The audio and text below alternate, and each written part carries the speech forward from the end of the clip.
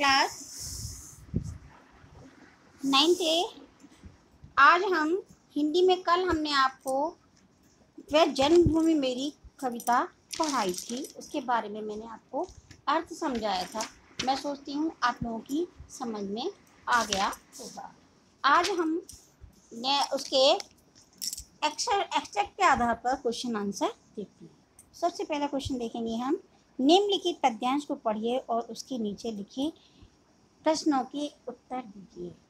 वह जन्मभूमि मेरी, वह मातृभूमि मेरी, ऊंचा खड़ा हिमालय आकाश चूमता है, नीचे चरण तले पड़ नित्य सिंधु झूमता है, गंगा यमुना त्रिवेणी नदियां लहर रही हैं, जगमग छटा निराली पग पग पर छर रही है, वह पुण्य भूमि मेरी, वह स्वर्ण भूमि मेरी।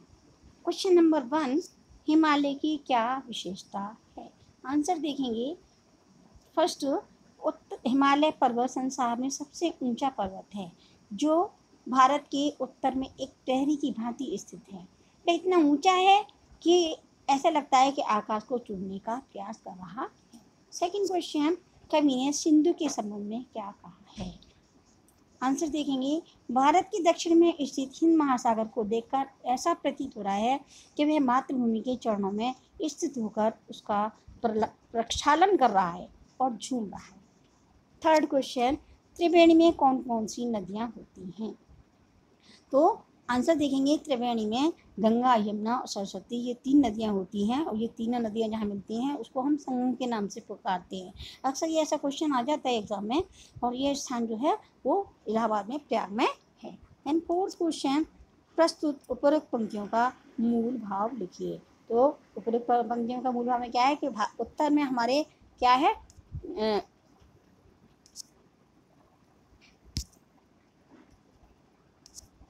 उत्तर में ऊंचा हिमालय स्थित है जो आकाश को चूमता हुआ प्रतीत होता है। भारत के दक्षिण में झूमता सागर है, तो भारत के जो ऐसा लगता है जैसे उसके भारत माता के चरण धो रहा हो। भारत देश में गंगा, यमुना और सरस्वती जैसी पावन नदियाँ बहती हैं। इन सब की छटा अद्भुत है। देन सेकंड स्टेप देखेंगे। वह जन्मभूमि मेरी, वह मातृभूमि मेरी, झरने अनेक झरते जिसकी पहाड़ियों में चिड़ियाँ चहक रही हैं, वो मस्त झाड़ियों में अमराइयाँ घनी हैं, कोयल पुकारती है, बहती मलय पवन है, तन मन संवारती है, वह धर्म भूमि मेरी, वह कर्म भूमि मेरी। अब देखिए क्वेश्चन नंबर 1 देखेंगे। भारत के झरनों की क्या विशेषता है? देखिए आंसर में देखेंगे। भारत में अनेक झरने हैं जो भारत की पहाड़ियों में स्थित है। देन सेकंड क्वेश्चन, भारत के बहने वाले पवन की क्या विशेषता है? तो आंसर देखेंगे। भारत में बहने वाली हवा अत्यंत सुगंधित है जो हमारे तन मन को संवारती है तथा उल्लासित करती है। थर्ड क्वेश्चन, कवि ने भारत भूमि को जन्मभूमि, भारत भूमि को किन किन विशेषणों से सुशोभित किया है? कवि ने भारत भूमि को जन्मभूमि, मातृभूमि, पुण्य भूमि और स्वर्ण भूमि जैसी विशेषताओं से संबोधित किया है। देन क्वेश्चन नंबर 4, उपरोक्त पंक्तियों के आधार पर भारत के प्राकृतिक सौंदर्य का उल्लेख कीजिए। तो देखिए आंसर देखेंगे। भारत भूमि का प्राकृतिक सौंदर्य अद्भुत है। भारत भूमि की पहाड़ियों में अनेक झरने झरते हैं, यहाँ की झाड़ियों में चिड़ियाँ चहक रही हैं, भारत की घाटियों में कोयलों की कूक सुनाई देती है तथा यहाँ बहने वाली मंद सुगंधित पवन सभी के तन मन को संवारती है। तो इस आगे देखते हैं हम नेक्स्ट एक्सट्रैक्ट। वह जन्मभूमि मेरी, वह मातृभूमि मेरी, जन्मे जहाँ थी रघुपति, जन्मे जहाँ थी सीता, श्री कृष्ण ने सुनाई बंसी पुनीत गीता, गौतम ने जन्म लेकर जिसका श्रेयस बढ़ाया, जग को दया दिखाई, जग को दिया दिखाया, वह मातृभूमि मेरी, वह बुद्ध भूमि मेरी। अब सबसे पहला क्वेश्चन हम देखेंगे।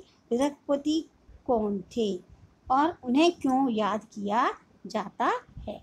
तो रघुपति कौन थे?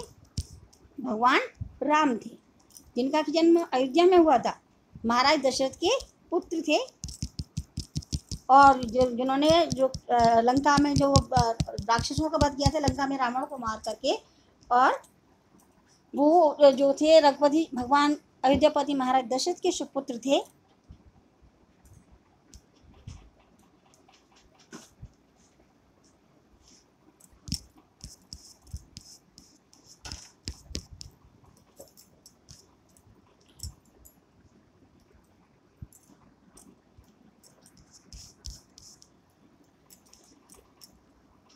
देखिए क्वेश्चन नंबर 1, रघुपति कौन थे और उन्हें क्यों याद किया जाता है?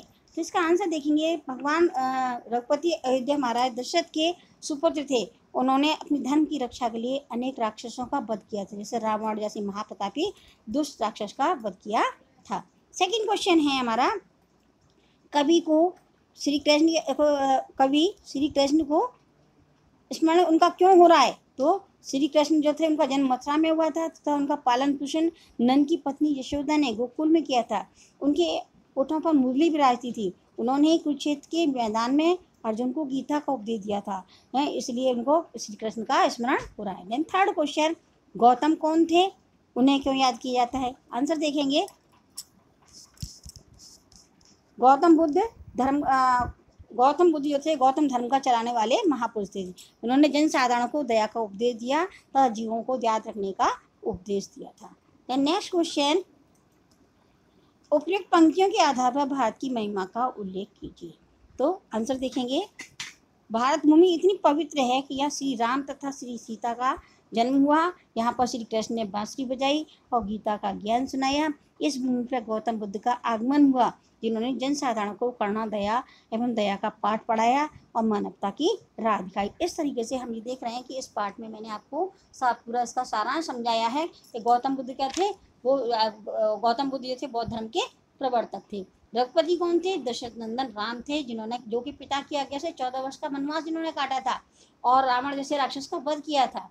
है तो इस तरीके से ये आपका पाठ समाप्त हो चुका है। आप देखिए स्व मूल्यांकन, आपको ये पाठ कितना समझ में आया है, इसके आधार पे मैंने आपको एक्सरसाइज वर्क दिया है। ये इसमें मैंने आपको 2 एक्सट्रैक्ट दिए हैं, जिनको आप अपनी होमवर्क कॉपी में, जो नोटबुक कॉपी मैंने आपको बनवाई है, उसमें इसको पाठ को समझते हुए इस होमवर्क को करेंगे। Have a nice day.